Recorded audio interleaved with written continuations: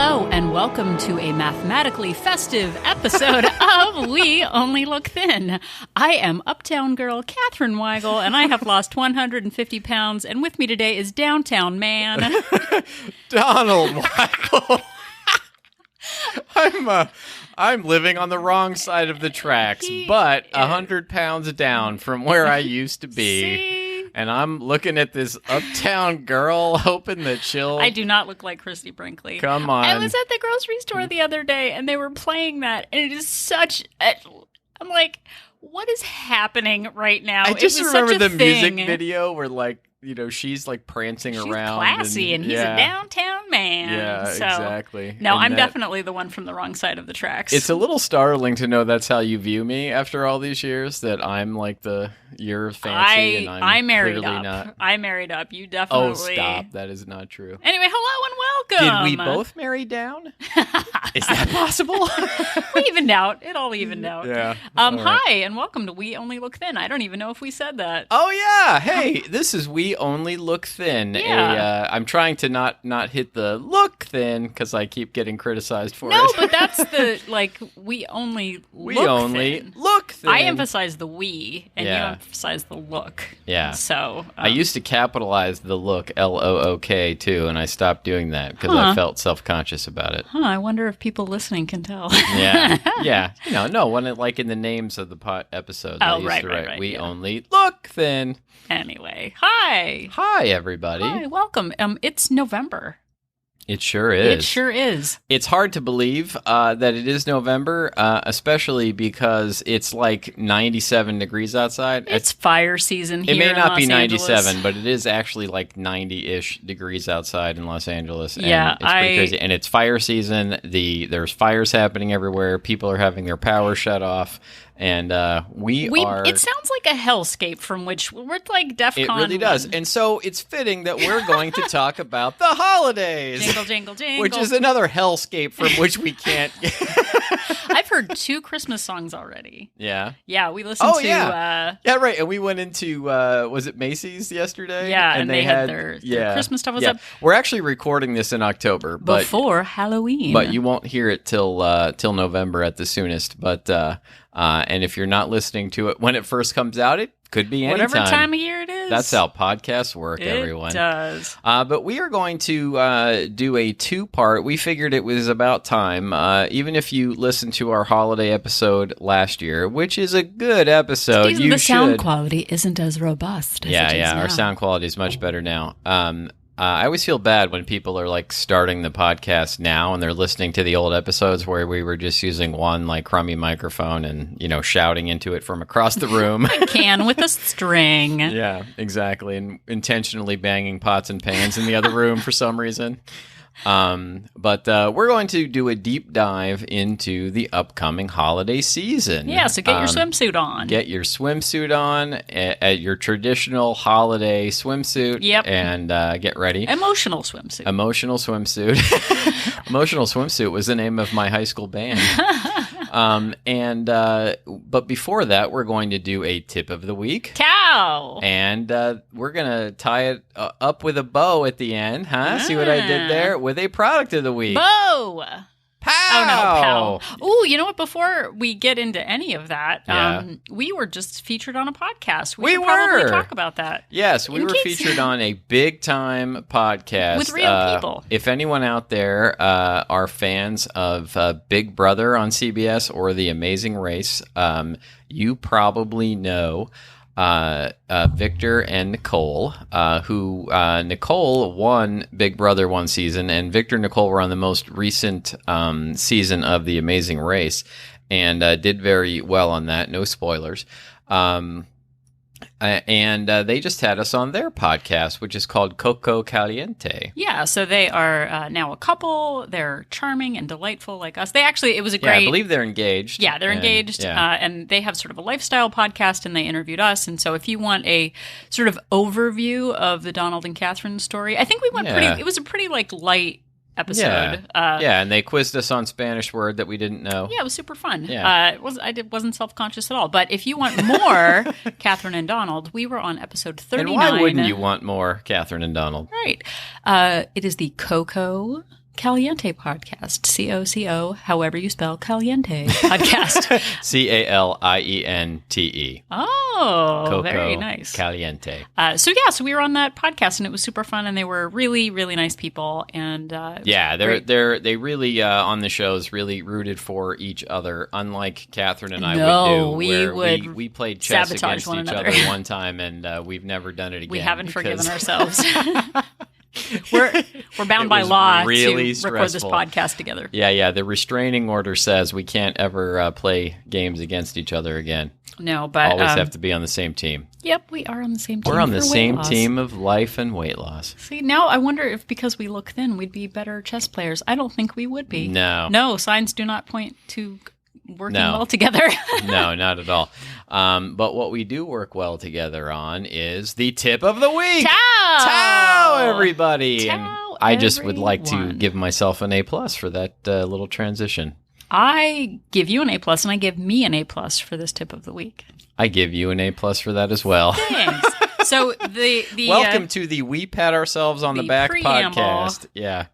So the tip of the week is to pre-track the entire container of whatever tub of food you're planning on eating directly out of. I shouldn't end a sentence with a preposition. Yeah, exactly. Man. Tip of the week number 1, don't end a sentence with a preposition. If you know what a preposition is. Don't eat tubs of food. So tip number 3, if and when you eat your tub of food. These are too many tips. Pre-track the entire thing. This is tip 1A, 1B, and 1C. Whoa, I don't even know what my tip is anymore. So let's say, for example, you want to enjoy some French onion dip, but you don't have time to scoop it into another container. Yeah. Well, you have a nacho dip out of those cans. I've actually never actually had the canned nacho dip. I'm not trying to be snobby. It hasn't crossed my path. But anything that you would eat directly from a container, your guacamoles, your French onion dips, salsa isn't so much of a big deal. But if you don't want to pre-track it, you tell yourself, I'll just have a little bit. That's probably a tablespoon's worth. I used to do this with hummus. So what you do... because of course that's what you're going to do. You're just going to have a reasonable amount out of the container, and then you're going to put the lid back on and put it away. That's exactly what the me of 4 years ago would do every time. Yeah. What I would do is get a straw and drink the entire thing in, or I would shotgun it like a beer. Yeah. So what I have started doing is if I have a container of something, in this particular case, I had cocktail sauce to go along with my shrimp. It's very delightful. Yeah. But I didn't want to dirty another container and put it in somewhere else. So I actually a lot of work. Took the entire container of cocktail sauce. It was in like a Dixie cup sized thing. I put the entire thing on a scale. Yeah. It came up with a total weight. I took a picture of the total weight. So it was like 224 grams. Yeah. I immediately tracked 224 grams. That includes the weight of the container. Yeah. But what you're doing is sort of like when you go bowling, you have to give your shoes in order to get the bowling shoes. Oh, yeah. Or like when they take your driver's license at the dealership. Right, when you're getting a car. So by putting in the entire caloric impact of the cocktail sauce. Yeah, that's like leaving your driver's license somewhere. You know you're going to want that back. You're going to want those back, yeah, exactly. Yeah. So I put it in, and then I enjoyed the cocktail sauce. I'm making like a dipping shrimp in cocktail sauce motion right now. She's pantomiming at dipping him, shrimp. At him. On I'm a pantomiming. Yeah, which none of you can see. And I was just like, yes. And he's a vegetarian, dipping so motion, of he's course. enjoying it. Just imagine it's crudité. So then after I'm done with my portion of eating it, I then weigh the container again, do some math, whatever the starting weight was. We love our math on this podcast. Subtract it from the ending weight. So it was 224, then it goes down to 198. Subtract out the difference, and then put in my actual calories consumed. Now, that is genius. I didn't get 150 pounds heavier than I am today because of my cocktail sauce habit. What I did was get up to... Be a lot of cocktail sauce if you did. I did that with hummus every night. Yeah. I would eat hummus right out of the container. I would get crackers and butter because hummus isn't calorically creamy dense enough. Yeah. And I probably was eating about 1,200 calories of hummus every night, not to mention the crackers and the butter and the wine and all of that. So by pre-tracking, say, your peanut butters, Yeah. again, any sort of sour cream dip or something like that, you are seeing the caloric impact of that choice. Like if you happen to eat that entire thing of nacho cheese, this is like your app, or however you're tracking it is going to show you like you are going to go way the heck over your calories. yeah, and that is some serious incentive to go back and weigh it. So anything that you're eating directly out of a bucket or a basket, weigh the entire thing because we do that. Like Yeah, for I sure. know people still in Wold Place, WOLT, who will sit down with a bag of whatever. Yeah. And I know myself, if it leaves the kitchen and I come and sit with it, like I'm going to eat it all. Right. So this is a good way to just be mindful, see the caloric impact, and maybe take a little bit less than you would have before. No, I think that's a fantastic idea. That is the pre-tracking tip of the week. Tao! Tip of the week to you. Mathematical tip of the week to you. Mathematical tip of the week to you. So now I think we're going to go on to the middle of the episode, which is all about fun math at the holidays. Oh, man. Math is fun. Math is fun. Is super fun, and especially at the holidays, that's what everyone has on their minds is lots and lots Chestnuts of roasting on an open calculator. math. Exactly. On a solar calculator. Yeah. Yeah. Solar technology's sort of catching up now. Like they've got solar panels on homes and things, but for a long time, the only thing that really they got right with the solar was the calculator. The calculator. That's about as much good as the sun ever did for us. Yeah, they managed Cheers to the sun. So we're actually going to talk about the mathematical impact of the holidays. Yeah. So that's actually what we're going to talk about, not solar power. And we're going to do that right Now. So first of all, you may have at the beginning of the year set some lofty goals for yourself. And now it's November and you're thinking to yourself, all right, Thanksgiving's coming. Christmas is coming. New Year's is coming. I'm going to have holiday parties. There's going to be people bringing in holiday treats to work.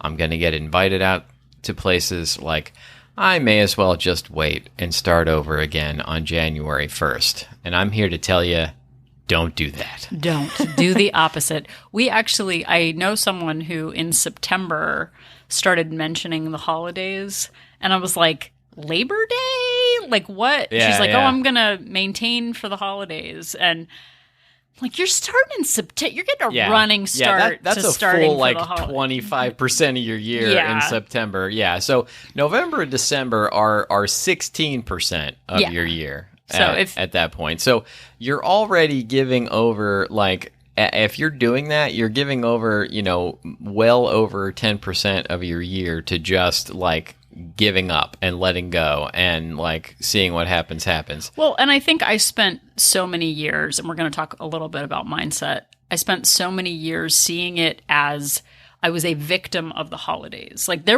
I didn't think there was anything that I could do to improve upon it. What am I supposed to do? Right. We got free treats from a vendor. What am I supposed to do? I got out invited to a vendor lunch.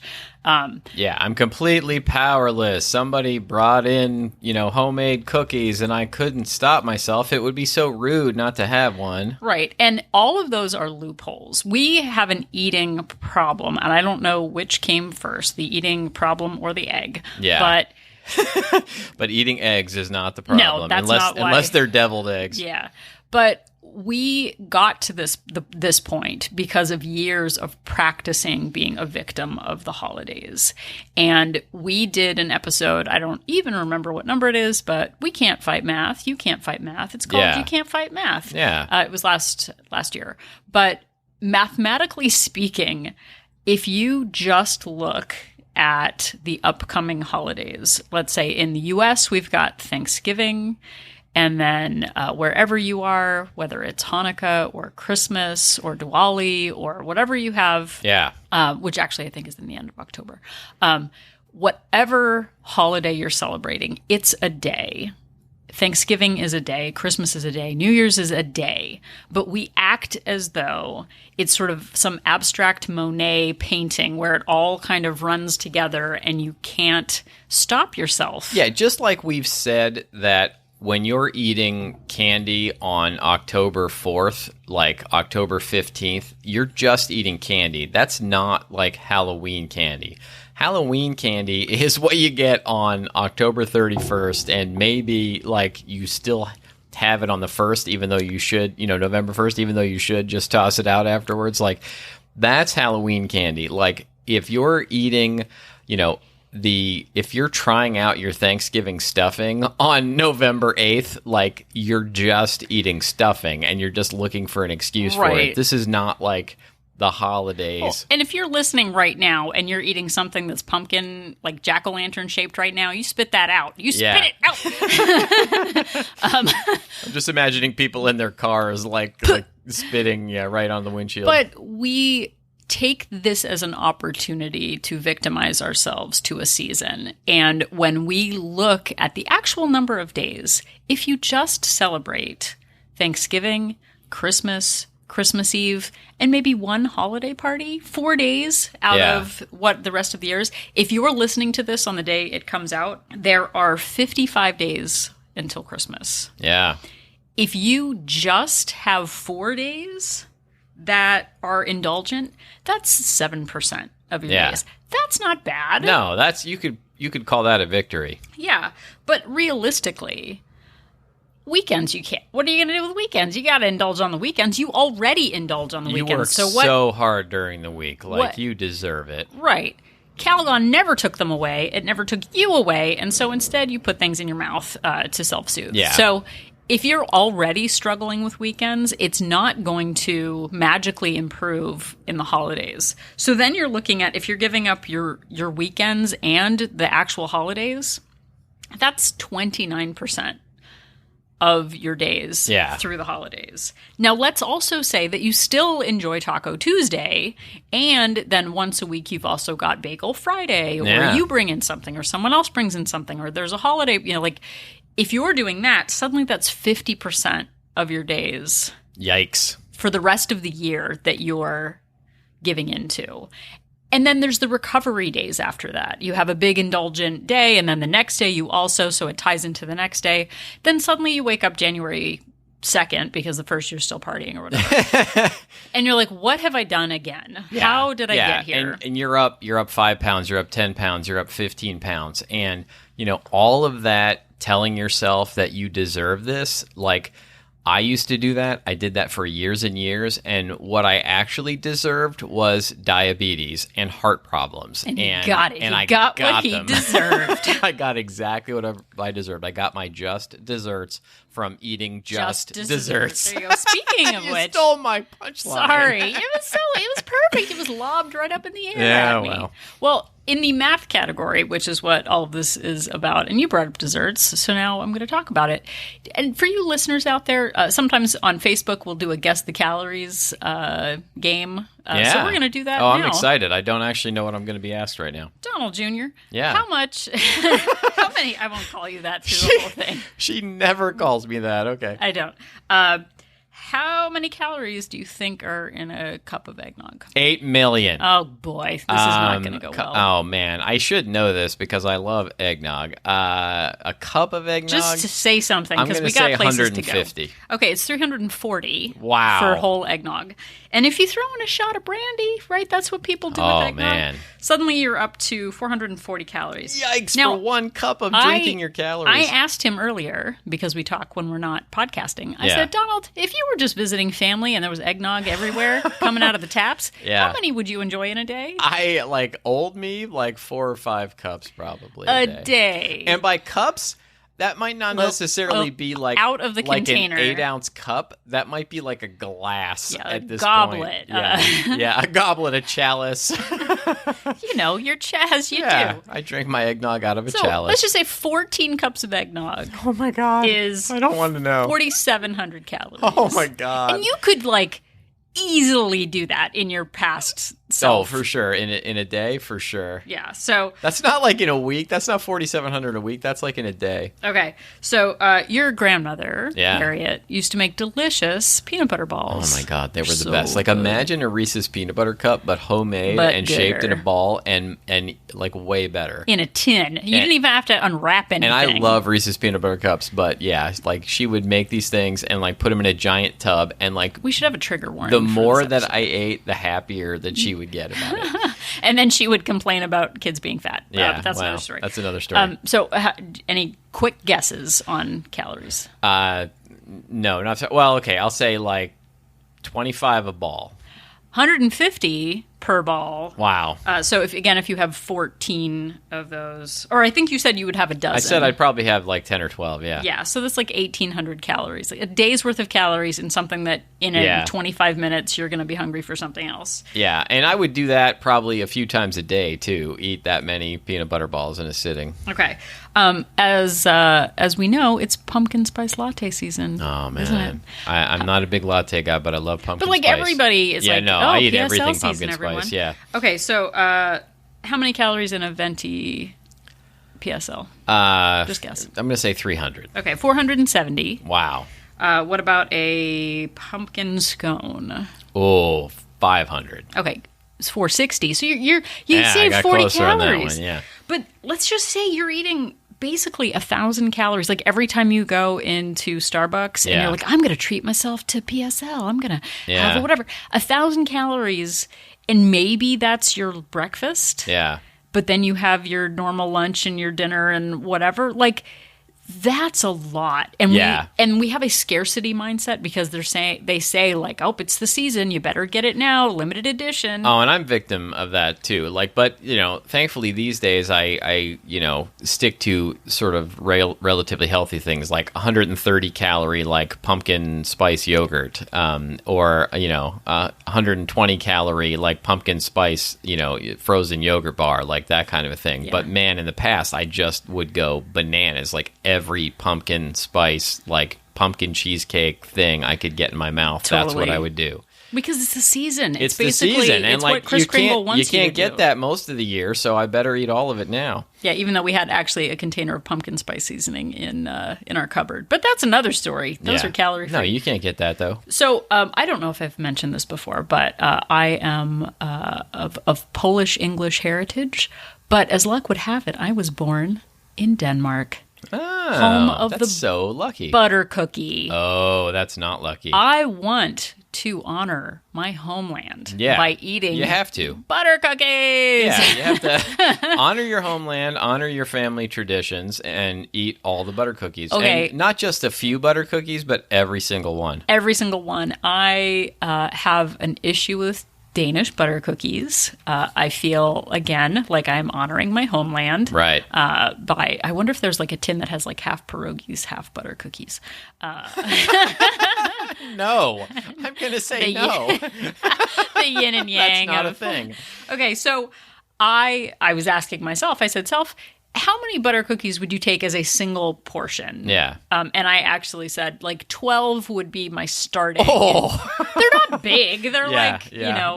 whatever the $half size is. After the grilling I just got, I know where this is going. But let's just say my normal, like an actual serving of Danish butter cookies. Right. In Denmark, they're just here butter cookies.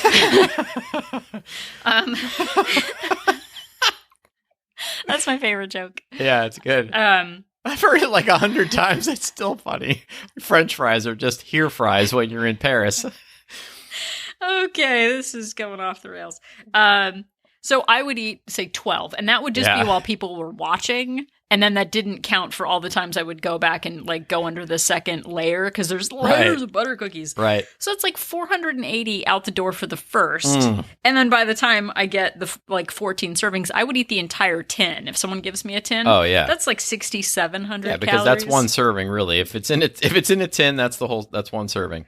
So we haven't even gotten to the holidays yet. These are just the seasonal delights that we enjoy. Right. Because we want to feel festive, right? For sure. I went into Cost Plus World Market the other day, and they already had their like seasonal holiday around the world displays, and their, their chocolate guilt and their, advent calendar foods and their panettone. You want to be in Italy, don't you? Gotta eat a big old panettone just right now. Yeah, and keep in mind, like, when you're listening to this in November, that, like, it is still October when we are recording it. But the preparation for the season comes earlier and earlier. Yeah. And I know I've seen studies that say people who celebrate sooner or who put up Christmas decorations earlier, holiday decorations, they actually have more happiness. But part of that is getting the food that goes along with it. And our next episode is going to be more into a deep dive into the food side of it. Yeah. But if you start celebrating in September or October, and that just kind of bleeds over to November, December, and you still have maybe some Halloween candy that you're enjoying. Yeah. Gosh help you if you also have like a birthday in there also where it just all gets crammed which in. I do. Oh yeah, you do. I was like, I wonder if anyone else there has a birthday. There is no one who has a birthday in those 2 months, thankfully. But, I think what we're trying to get at is that just because the calendar says it is November and December, that does not give you a license to just eat whatever you want and do nothing. You, as an adult, are fighting for your health. This isn't about just looking good. This isn't about, attracting somebody else. It is about fighting for your health. And if you're just going to give up for those 2 months and you're essentially punishing yourself. You're building up on credit. You say to yourself during the holidays, I don't want to put everything on a credit card and then have to pay that off in January. Well, you're doing that with your own body and your own health when you're just ignoring those 2 months. Exactly. And I think we actually have some ways we're going to talk about sort of the feelings behind the holidays and maybe some ways that you can sort of reframe things. I know we've talked about a lot of math, but now we're going to change it into feelings, I think. So as many of you know, I am a big fan of friend of the show, Gretchen Rubin. Our good friend, Gretchen Rubin. She's actually wonderful and has changed my life. Thank you. But she talks about acting the way you want to feel. So if we start right now, if you're driving, please don't close your eyes. But let's go on a vision quest for a moment and think about last year's holidays. Yeah. Wow. I like that noise. Think about last year's holidays. What about the holidays do you even remember? Yeah. What treasured memories do you have from last year's holidays? What regrets do you have from last year's holidays? Yeah, I can almost guarantee when you think about treasured memories, the first thing that pops into your head isn't the food. It's probably the events and the people and the sights and the sounds. And when you think about regrets, it is probably the food. It probably is. And I mean, I think I was actually thinking for a second last Thanksgiving, we were out of town. And my actual favorite part, and I know this is going to sound crazy, was going on a brisk early morning walk with you. Yeah. And walking to the nearby Starbucks to get a coffee. And that was kind of the excuse to go. But like actually being really cold and like bundled up. And I know that was really nice. Was really awesome. And that is one of, I know being with you is always one of my favorite memories. But like that was my like, oh boy, we were out of town and we went for a walk. Like that was one of my favorite things from last year. Yeah, what was your favorite thing? That you stole mine. But in the past, it would have been the tins of butter cookies. Oh, yeah. And, your grandmother's peanut butter balls and stuff like that. But now we're in a position where our activity is something that we enjoy. Yeah, and I was proud of us for doing a walk on Thanksgiving as well. And, and I try and carry that feeling forward. And, think about how regretful I will be if I just blow all the progress I've made by, by completely disregarding everything I've built up over the last few years and indulging. So think about, if you can even remember last year, think about the holidays or whatever most recent holiday, whether it was, Easter or 4th of July or a celebration. What part of it was really important to you? What do you want to leave behind? What habit, what food, what feeling didn't serve you? Was it being too stuffed to go on a family walk after dinner? Yeah. Was it that you were so drunk that you couldn't play games with the family? No. No, we weren't. But I don't want that. No. But think about what holidays have been in the past and actually think about what you would like this season to be for you. Again, Gretchen Rubin says, act the way you want to feel.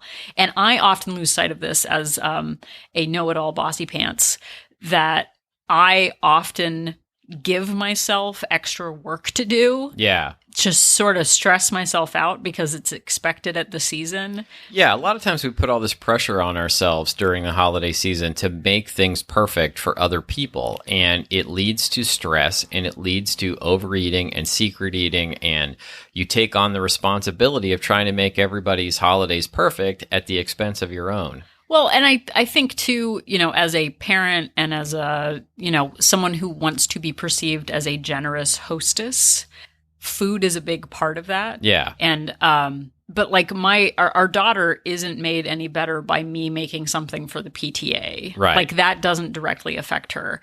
And by overextending myself, I'm giving less to her because I'm annoyed. And I have to remind myself, like Gretchen Rubin says, to act the way I want to feel. I want to feel generous of spirit. I want to feel connected. I want to feel that, Scandinavian hygge feeling of coziness and warmth, even though it's 90 degrees outside. Yeah. So Gretchen Rubin actually has a couple of suggestions, which I'm going to steal right from under her nose, like the Grinch stole all of the presents. Ha ha ha ha. Our You're a podcast mean audience one. grew 10 times. So one of the things that she talked about last year was using a song lyric or song title as your mantra for the season, which I really like. So, and not Baby's Got Back. No. I used to have. Yeah, that used to be the one. I used to be the one who had the back, and now I'm backless. But songs like "It's the Most Wonderful Time of the Year," like if you think about that every time you're stressed out or you're trying to plan something, where all is calm, all is bright. Like if you want some serenity and some that sounds peace, so nice. Holly Jolly Christmas. Oh, want to have fun, yeah. light of spirit. Or what a wonderful world. Like if you really, because we all move so quickly at the holidays and people have already said to me that they're dreading the holidays. Yeah. But if you think about the way you want it to be for yourself, you can help manifest that.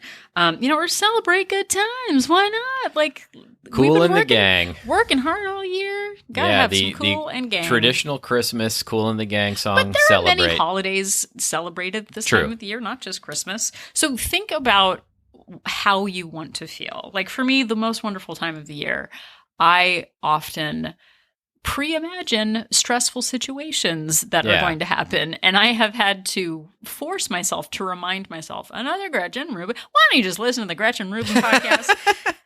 She says, remember, this is supposed to be fun. Yeah. Like, I'm just going to drop the mic there.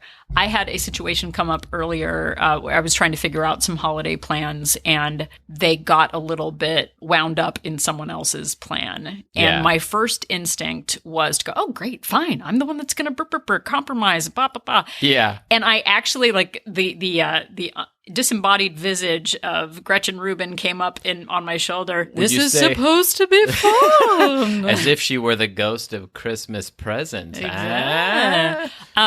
But her message, this is supposed to be fun. And I actually went through my head, what is my purpose for this trip? Okay. How can I make this fun? What is the simplest answer to the problem that I'm facing right now?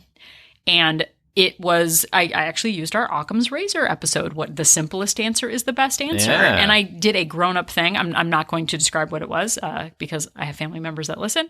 But but I came up with a simple solution.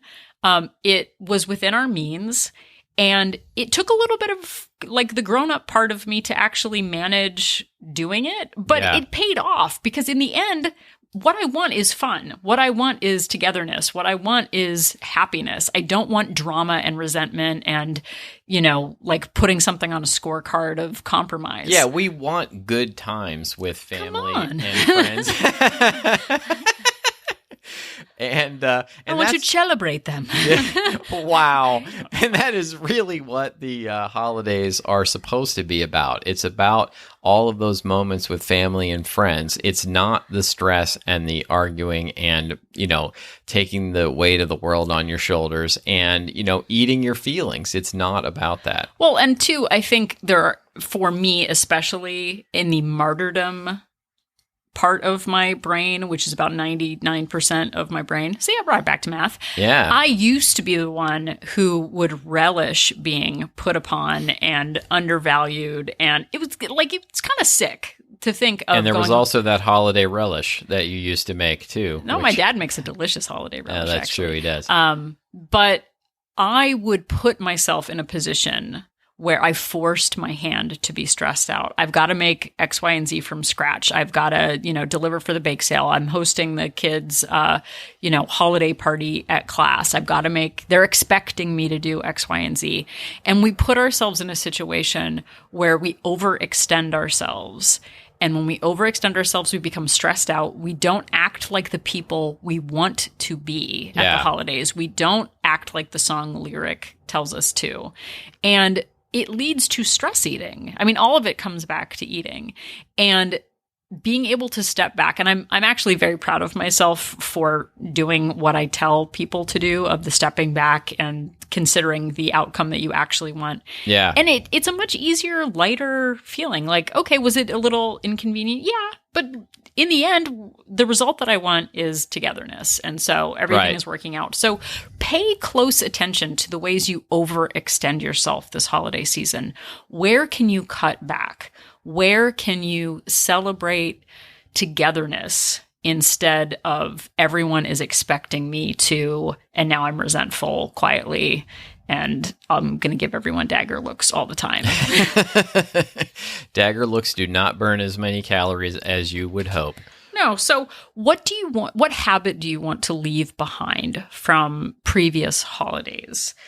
What new tradition do you actually think about it and even talk to your family about it or friends? Like, what's missing? What would you like to have? Maybe there's, and we're going to talk more about alternatives to food in the next episode, but what new traditions can you come up with in your community or just as a family or on your own that can be meaningful to you? Just because, Uncle Jim always used to do it a certain way, you can create your own new traditions. Absolutely. What can you outsource if you can't cook everything from scratch, if you can't deliver whatever?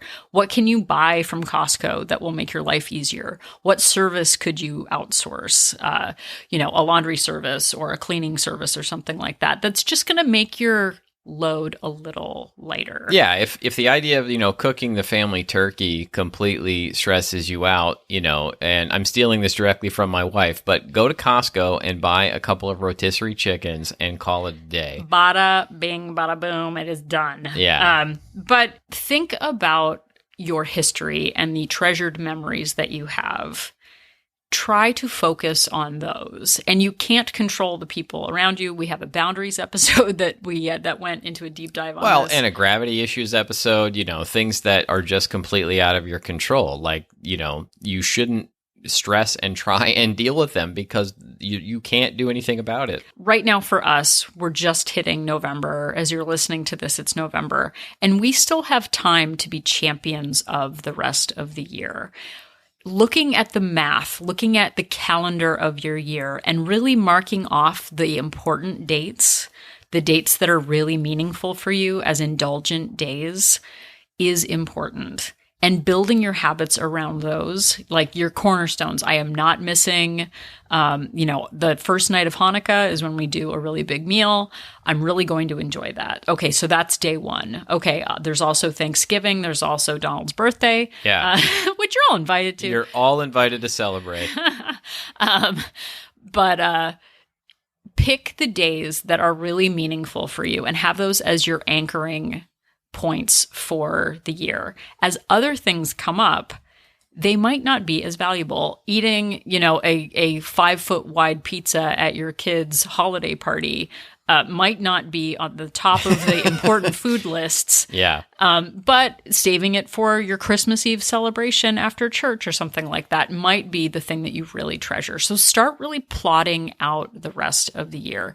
Decide what's really important. We're going to talk about food in the next episode, but make those dates your go-to dates for indulging, for enjoying, and really focus on your healthy habits every day, but for the rest of the days. Because if you look at the math of it and you're blowing 16% of your year, and you're going in hard, it's not just like, oh, it's August and I'm not, going to cardio class or whatever. It's like everyday butter cookie. Yeah, these can be like a hardcore, like blow it up couple of months.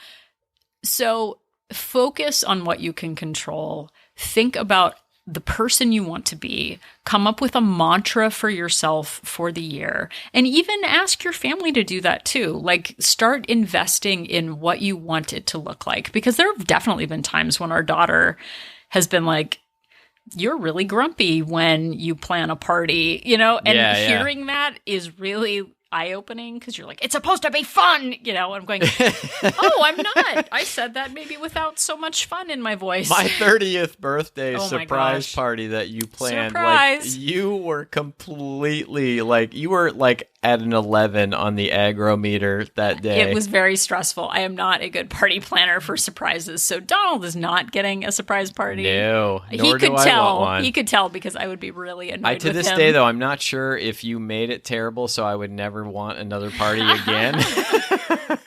You'll never know because I'm not doing it again. Yeah, you win. I win in love. Aw, me too. Aw. So I think that's all we have to say about mindset and math for this episode. Think about your math, break out that solar-powered calculator, and do some math in your head. How many lattes are you having? How many pumpkin spice things do you think you need to rescue in your mouth before they run out? You don't want the poor people of Starbucks to feel like their pumpkin spice isn't selling fast. They're going to cry.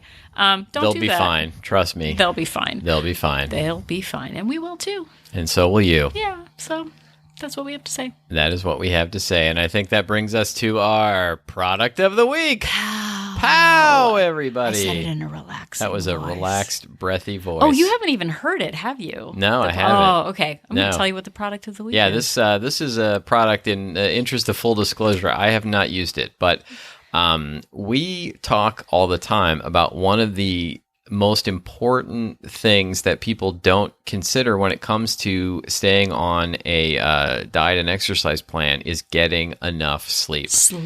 And getting a quality night of sleep, not just quantity. Yeah, and if you're anything like me, you overthink everything, and when your head hits the pillow, regrets from third grade start pouring in, and you start worrying about whether or not Miss Nissen likes you or not from you kicking little Jimmy, whatever. My grandmother used to refer to that as like your brain won't turn off. Exactly. Yeah.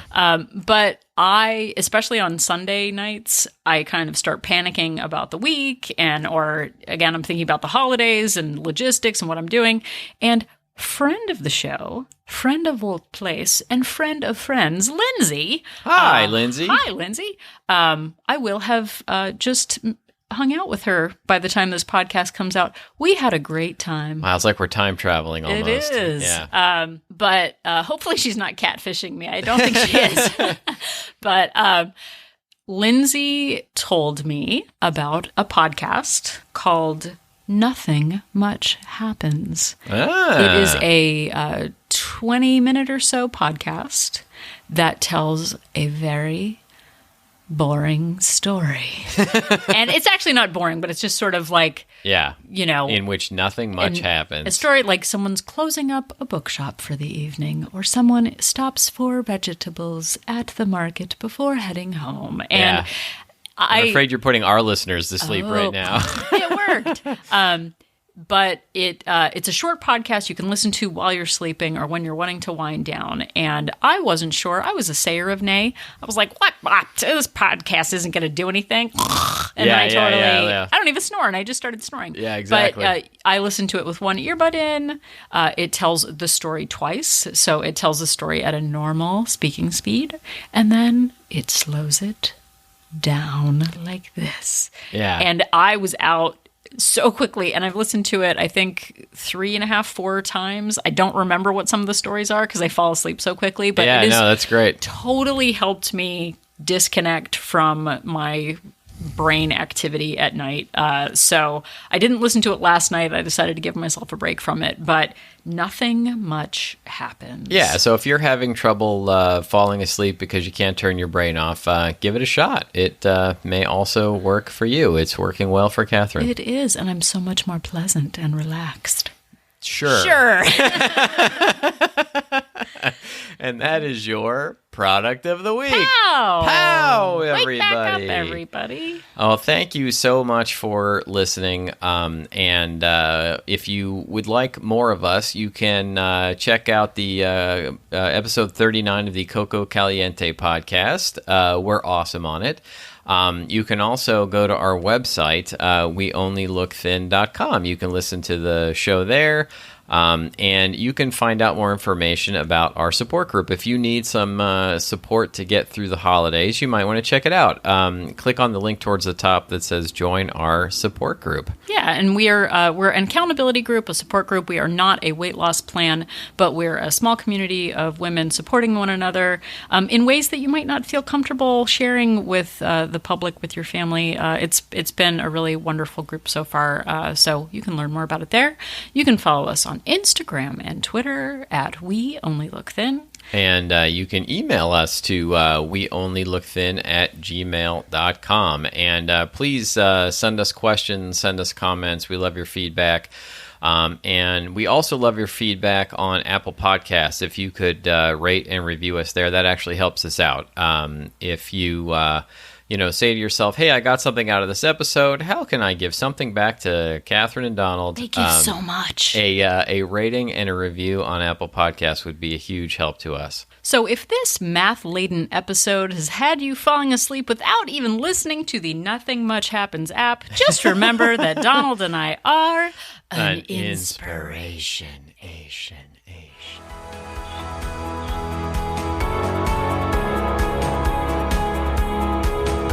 The information that you hear on this podcast is for informational purposes only.